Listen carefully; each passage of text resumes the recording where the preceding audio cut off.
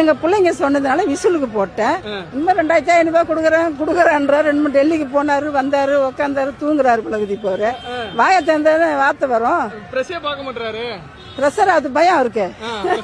பேச வராது நம்ம பாவம் பிள்ளைக்கு நம்ம என்ன செய்ய முடியும்? நாங்க போட்டதுக்கு நாங்களா செருப்பால அடிச்சுக்கோம்.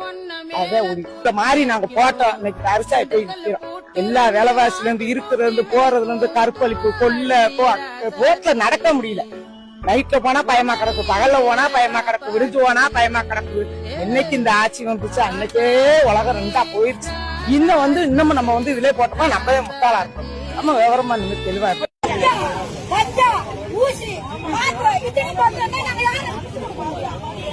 குடிக்க மாட்டாங்களா? குடிச்சு கையில கூட அப்பா போறோம்.